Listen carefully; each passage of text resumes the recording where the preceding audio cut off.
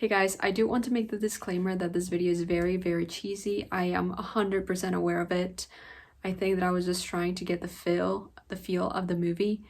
But yeah, let's just watch it and try to concentrate on the French. Hey guys, welcome back to my channel. So in this video, I want to talk about my journey learning French. I've been learning French for 10 years and I am going to show you how much I've progressed in this past 10 years and what I've done in order to get to the level that I'm at right now. So fortunately, I was lucky enough to find a video of me speaking in French from 4 years ago. So that's going to help me illustrate how much my French has progressed. The video is a little bit cheesy because I talk about love and what love means, but we're not here really for the message. So I hope that you will be able to compare that to what I'm going to say at the end of this video, which is going to be me speaking in French.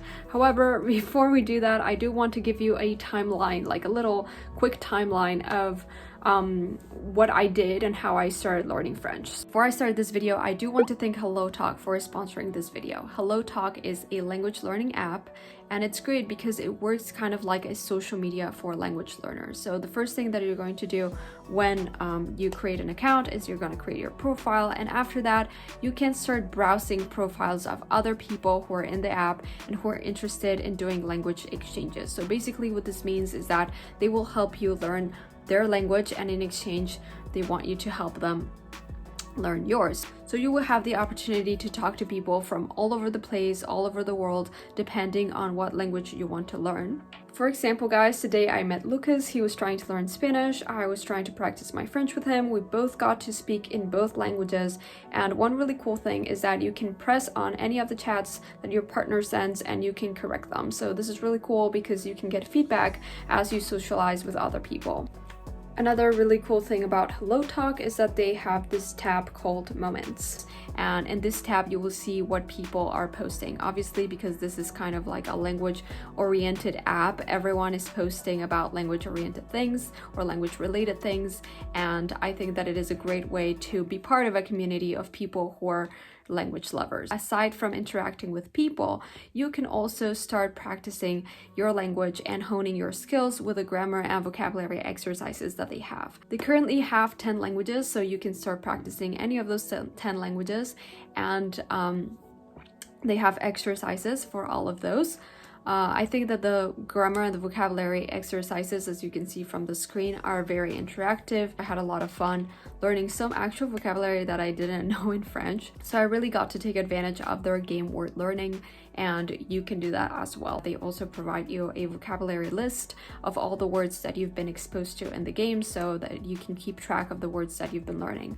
You guys are welcome to find me on HelloTalk. The only thing that you have to do is go to the search tab, then go to the magnifying glass and put my ID, which is Karen V1910, on the search bar, and then you can find my profile and follow me there if you want.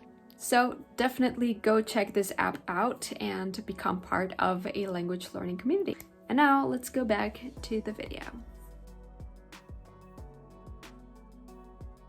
When I was back in Colombia, I started learning French at the age of, I think, 11 to 10-ish. And the thing is that my school really focused on languages. We had a great English program, a great Spanish program, and they also introduced some French classes. Now, the French classes were not intensive at all. They were just, honestly, from what I remember, meant for us to get acquainted with the language, and I don't remember ever learning any grammar concepts. The only thing I remember was learning basic words and playing a lot of games and singing a lot of songs. That's the only thing I remember from my French classes in Colombia, but that at least helped me to, get acquainted with the rhythm of the language and also get motivated to continue my French classes when I moved to the United States.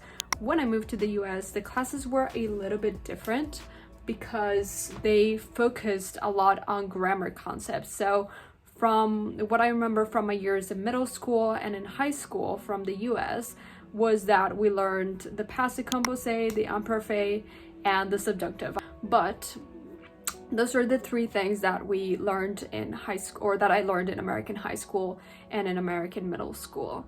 And one interesting thing that I did over those years was that I got the opportunity to go to France, to travel abroad and study in France when I was a sophomore in high school. However, the caveat was that I did this with my school. So that meant that it was a little group of 8 students that traveled from the US all the way to France. We were paired up with host families, which was good because we were able to speak in French with them. But we didn't really interact with French people our age. We kept to ourselves. We were in our own program. We did not go to French school or anything. We had kind of like an office in a building, and we would have classes by teachers that our school hired. They were, French teachers, and they spoke to us in French, but for the most part, my social interaction with people my age was mainly done in English. So basically, how I think of my time in Paris when I was a sophomore in high school is more of like a very intense French classes.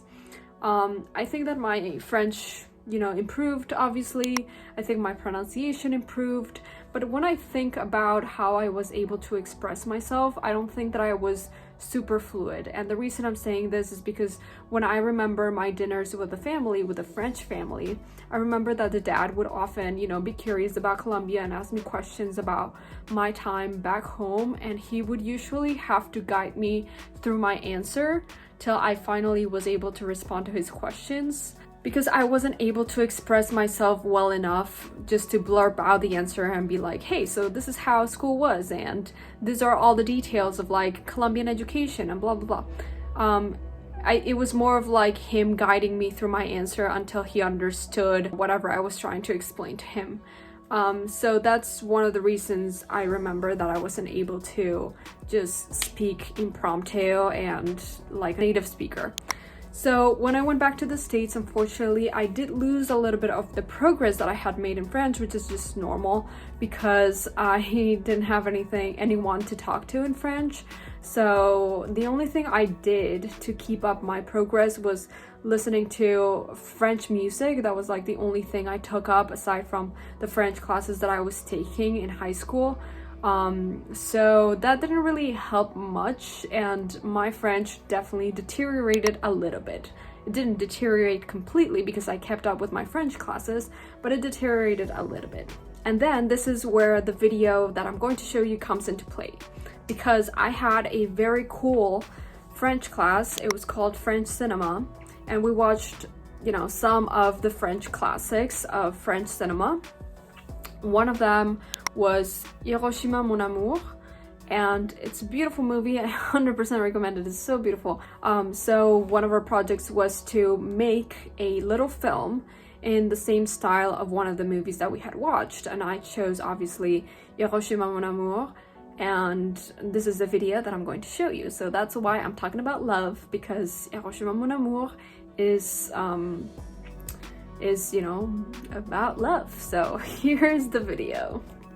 Hey guys, I do want to make the disclaimer that this video is very, very cheesy. I am 100% aware of it. I think that I was just trying to get the feel of the movie. But yeah, let's just watch it and try to concentrate on the French.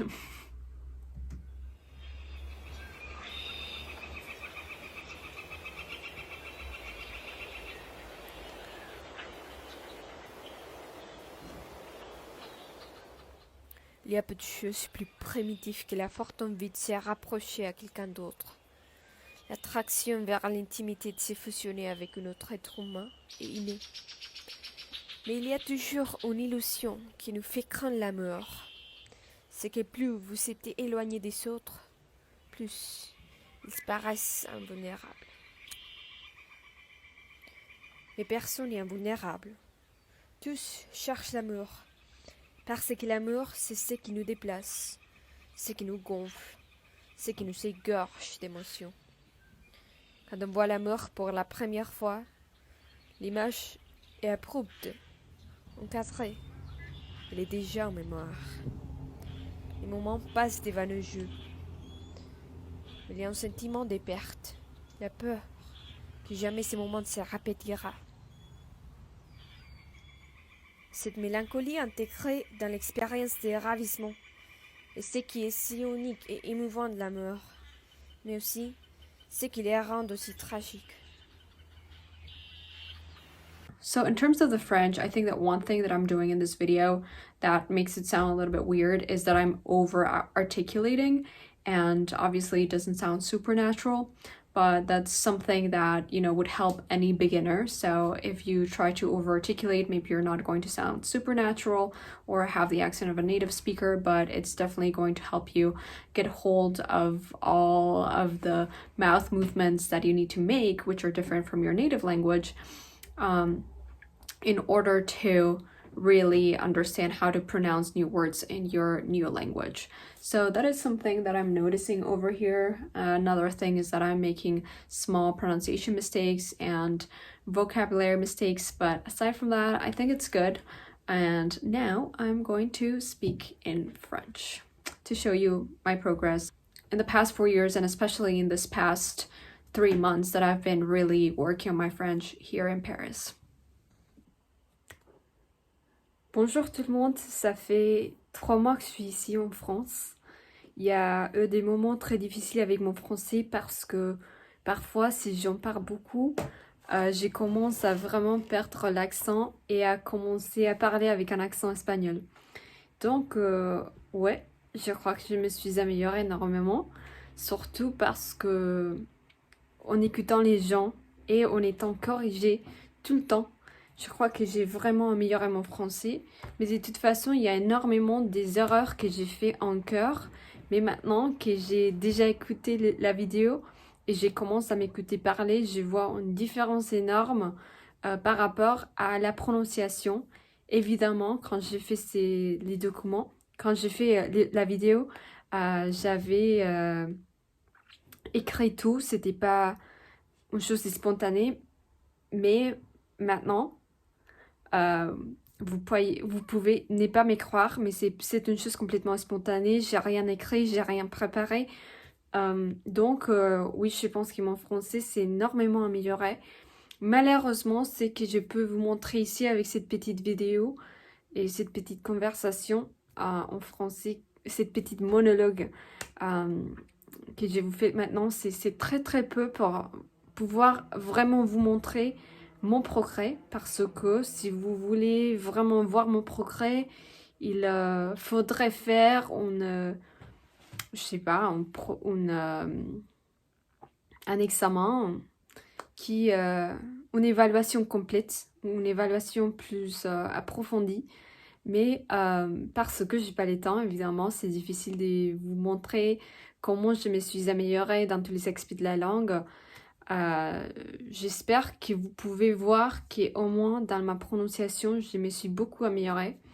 Et c'est ce que j'ai... une chose dont je me suis rendu compte en étant ici en France, c'est que maintenant, je peux parler plus facilement. Avant, quand j'étais aux États-Unis, quand je suis arrivée ici, au début, c'était un petit peu plus difficile de parler longuement, d'avoir une conversation, pas d'avoir une conversation, mais par exemple d'avoir un monologue, d'expliquer les choses. Par exemple, s'il y avait une chose que je voulais décrire, c'était difficile de les faire, c'était difficile de parler pendant 2, 3, 4 minutes. Je pouvais très facilement répondre à des questions. Par exemple, si quelqu'un me posait la question d'où tu viens, comment tu t'appelles, évidemment, toutes ces choses basiques, je pouvais très facilement les faire, mais c'était très difficile pour moi de parler, comme je vous ai dit, longuement. C'était difficile pour moi d'écrire des choses un petit peu plus complexes. Et maintenant, je sens que j'ai beaucoup plus... j'ai pas maîtrisé la langue, c'est pas ça ce que je veux dire. Mais c'est plus facile pour moi de parler pendant plus longtemps. Donc, c'est ça la vidéo. J'espère que vous allez bien. Et laissez-moi savoir dans les commentaires ce que vous pensez de mon français, même si c'est...